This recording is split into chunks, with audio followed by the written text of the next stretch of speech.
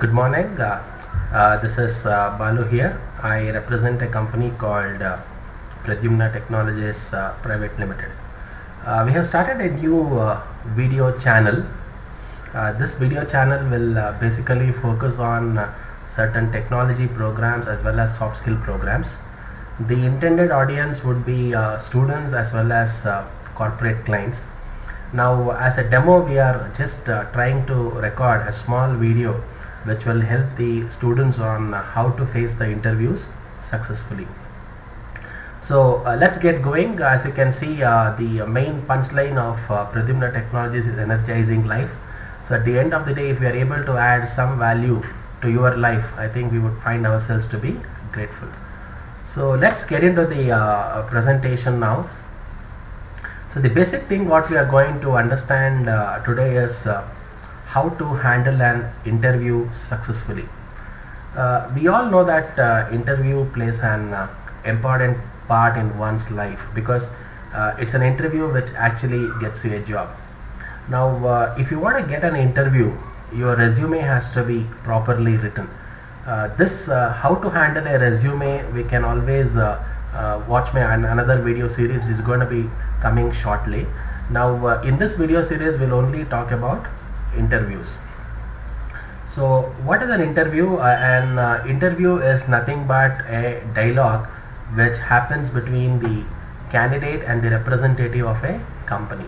Now you can see from the figure that here that a candidate is talking to the representative of the company. Now the representative of the company wants to ensure that he gets the right candidate for the job. So it is basically a dialogue which happens between the candidate and the HR manager. Now HR actually means human resource. So generally interview happens for 15 to 20 minutes or even more. It depends upon how the conversation is flowing between the two people who are participating in the interview. Sometimes it could be even this way. You can also find an interview where there are more number of representatives from a company who will ask questions to the candidate. So in that case it would be a collaborative interview. We'll talk about that collaborative interview later. And also there could be an interview which can happen just over a telephone call. So there are different types of interviews.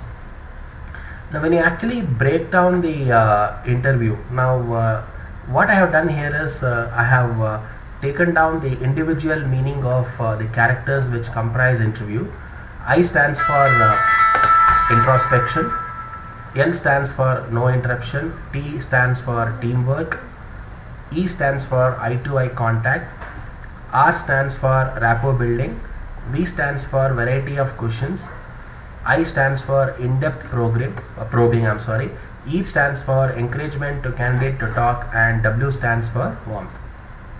Now this was an interview is all about. Now one thing you have to really understand is you just see what does E stands for. E stands for encouragement to candidate to talk. Now this is one of the most crucial things in an interview. Now why? Because see we only consider that in an interview it is the person who is representing the company will ask us questions and we are going to answer the questions asked by him. It's actually not so. Interview means even as a candidate you can also ask questions to the HR manager, or even you can ask questions to the person who is actually interviewing you. And this is what you mean by encouragement to candidate to talk. So you should actually know what questions you are supposed to ask during an interview. And interview will have variety of questions. That is very important. So most of us think that interview will only have technical questions. It's not really the case, because interview will basically have variety of questions. The questions would evaluate you on variety of levels. It will evaluate you on your personality, it will evaluate you on your attitude, and most importantly it will even evaluate you on your technical skills. So when you pass all these levels, then we can say that you have actually built a rapport during an interview. And what is the most crucial point in an interview is eye to eye contact. Now this is very, very important. So in the succeeding sessions, what we will do is we will try and understand more in depth how an eye to eye contact plays an important role in an interview. So now this is an interview in a nutshell for you. So we will break this down one by one and understand that better in my succeeding sessions. Now we already understood what an interview is. An interview is a meeting with an objective. Now rightly said, we are only talking about the job interview. We are not talking about any other kind of an interview. So a job interview is having an objective. And what is an objective of a job interview? The objective of a job interview is to get a job. Now there are two milestones a candidate has to clear here, as I told you in the beginning of the session. First, he has to create a milestone of writing a professional resume, and the second milestone is he has to clear the interview. Now an resume can only get you an interview, and resume cannot get you a job, whereas an success in an interview can actually get you a job. So if you really want to get into an interview, and if somebody has to call you for an interview, a resume has to be superbly written. If your resume is shabbily written, if the resume is not organized properly, then you don't even have a chance to attend an interview. So that is why I told you that there are two obstacles. The one obstacle is your professionally written resume, and the second obstacle would be how you handle the interview successfully. Now what happens in an interview? Now the employer, or the person who is actually interviewing you, he will try to identify two things which are very important from his perspective. The first thing he wants to know from a candidate is, can you do the job? And the second thing he wants to know is, will you be able to do the job? Now there's a lot of difference between can and will. Now you can see very clear here, can specifies your skills, can specifies your abilities, can specifies your qualification, and will specifies your interest, it specifies your attitude, and it specifies your motivation. Now when you actually understand this better, can talks about your technical knowledge, whereas will talks about your personality. Now this is what I told you, that both are very important. Your technical skills are also important, and your personality is also important. Now if you have very good technical skills and if you don't have a personality, then in that case you will not be selected for a job. Now I will give you one simple example here. Now let us say that you are attending an interview for a position of an accounts assistant. Okay. Now you are a commerce graduate, or you have done courses on accountancy, you have got very good score in accountancy. That means you have skill, you have ability, you have the predefined qualification. But you really do not want to become an accountant. You don't have that aspiration to become an accountant. Your interest is something else. So in that case, you can do the job, but you will not do the job. So which means that you will not succeed in an interview. And the third thing which an organization wants to find out is, how will you fit into the organization, whether you make up a good employee or not. So all these three levels an employer is going to actually assess when he is conducting an interview for the candidate. Now as we saw in the previous slide, attitude is very important. Now I have given a small illustration here why attitude is everything. So when you take attitude and sum it up, so you get the total score as 100. So attitude is very important in an interview, because it is the attitude which determines the one's altitude. So when you talk of attitude, I just remember a small story. Okay. Now before I get into the story, you need to understand what an attitude is. See, an attitude is nothing but how do you behave in a certain situation is called as an attitude. Okay. It is also called as perception of how you think. Now to understand the attitude very well, I want to illustrate a small story. Now there was a young doctor who completed his house surgery, and he was actually given an assignment from his superior, and the assignment was to talk to a group of drunkards and send them a message that if you keep on drinking like this, one fine day you're going to die. So this doctor, he thought of explaining this with an aid of a small experiment. He thought that putting a PowerPoint presentation or talking to them is baseless. So he thought, let me conduct a small experiment, and he brought two empty glasses and he kept it in front of the participants. He filled one glass with a glass of pure drinking water. He filled another glass with alcohol. Then he called one of his assistants and said, get me two earthworms. So he took those two earthworms. He left one earthworm to swim inside the glass of alcohol, and he also left another earthworm to swim in the glass of water. So he asked the participants to observe. Now you very well know what the result could be, because the alcohol does not contain oxygen in it. So naturally what happens, the earthworm died, whereas the earthworm which was in the glass of water was happily swimming and it was alive. Now he wanted the audience to come out and say what was the objective of this experiment. So he was actually expecting an answer that if you drink alcohol, one fine day you will die. But one of the participants who had a different attitude, he stood up and said, if you keep on drinking alcohol every day, all the worms in your stomach will die. So this is one of the most interesting aspects of attitude. Now you can see that the attitude of a doctor is totally different from the attitude of the participant. So attitude is very important, and attitude is everything. See, that is why I'll go back to the previous slide. You can see the saying of Mr. Henry Ford, who talks about attitude. Think you can or think you can't, either way you will be right. This is very important. If you think that you can do it, or if you think you can't do it, in both the ways you are actually telling that you are actually right, which means that attitude actually determines your personality.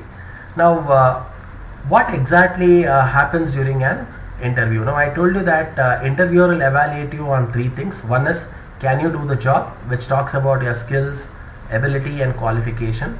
Will you do the job, which talks about your interest, attitude and motivation, and your personality, that is how will you fit into the organization. Now how do you impress an employer and assess the position on offer? What does this position offer me and how does it fit with my career plans? Now this is very important. See, before you go to any interview, it is very important to know whether you are interested in that particular job or not. See, that is why I always tell everybody, whether it is a college going student or whether he is a professional or whether he is a job aspirant, he must have a goal in life. Now only when he has a career goal in life, he will be able to determine what kind of position he wants to apply for. Now I will give you an example. See, my goal is to become an IAS officer. Now I get an interview for a position of a lecturer. I really don't mind. I just don't want to attend that particular interview because that doesn't actually match with my career plan. So whenever you want to attend an interview, you have to really go and introspect and see whether that interview, if at all you pass through it and get a job, whether it will match up with your career plans or not. So if you are able to convincingly answer to yourself that this particular job matches with my career plans, then naturally you will be able to convincingly answer in the interview as well. Now understanding that you are satisfied with the job and you go and attend the interview. Now what is important in an interview is your first impression. Now we all know what first impression is. Now first impression is the best impression, you know that, and there is no second chance to make an first impression. So how you project yourself in an interview for the very first time talks very much about you. So why does it happen? Because interviewers are humans and they make decisions based on the first impression. So the moment you are positive and the moment you project yourself as a professional in the very first impression of an interview, then that actually gives a very positive feedback about yourself. So what exactly you mean by first impression here? Now if you can just focus on this particular picture on the right side. Now the first impression basically means your haircut must be trimmed. Okay, you should have shaved properly, you should have been cleanly shaved properly, and more importantly you should have a very beautiful smile, a warm smile. You should have the feel of confidence. You should have dressed formally. Now this is very important. Now what exactly you mean by a formal dress? See, you need not go to interview always wearing a blazer. it is not advisable to wear a blazer every time during an interview. So if you do not have a blazer, just forget it. Now formal dressing actually means, so if you are wearing a pants, shorts, then you should wear a dark color shorts and a light color shirt, and you should ensure that you wear shoes, you should ensure that you wear belt, and please ensure that the color of the belt matches with the color of the shoes. In case if you are wearing a tie, just ensure that the color of the tie matches with your color of your socks. So this is what I mean by formal dressing. And also ensure that when you are greeting the interviewer for the very first time, have a good firm, give a firm handshake. Now handshake also determines your personality. Now in the succeeding sessions I will talk about more about handshakes, how handshakes determines one personality, and where and all mistakes you actually make while giving an handshake. Now this is the tips regarding men. You can see here, if possible wear a suit to the interview if possible. Belt and shoes should be of the same color. Avoid ties with elaborate patterns or too many colors. Okay, and a wedding ring or a watch is generally the only jewelry that should be worn in an interview. Head to toe hair should be well groomed and shoes should be polished. Now please do not go to an interview having rings worn on all the 5 fingers. Now that's not a real good etiquette for an interview. In case if you really have to wear a ring, ensure that you only wear a wedding ring. Now there is an attire for women as well. Your jewelry has to be minimized. Now this is very important, and your makeup has to be very light, and more importantly ensure that you avoid perfumes and scented powders. Now these are when I mean avoid, do not avoid completely, keep it minimal. So these are some of the etiquettes which we have to follow for women. Now seeing this particular now I have got 2 pictures, one on the left side and one on the right side. Now you know, if you are an interviewer, whom are you going to hire? Naturally you are going to hire this person because he has got all the professional image. He's actually projecting a professional image, but on the other side, if you actually look at that person, now he is not projecting a professional image. Now this kind of an image is not fit for an interview. Similarly here, when you look at this picture, now this personality is fit for an interview and this personality is not fit for an interview. Okay, so we will see more about interview in the succeeding sessions. Thank you for watching my video series on interview skills. We will be we will be uploading more and more channels in the future. Please subscribe to our channel, and you can also visit our Facebook page at SPTech BNG. Thank you very much and have a nice day. Bye bye.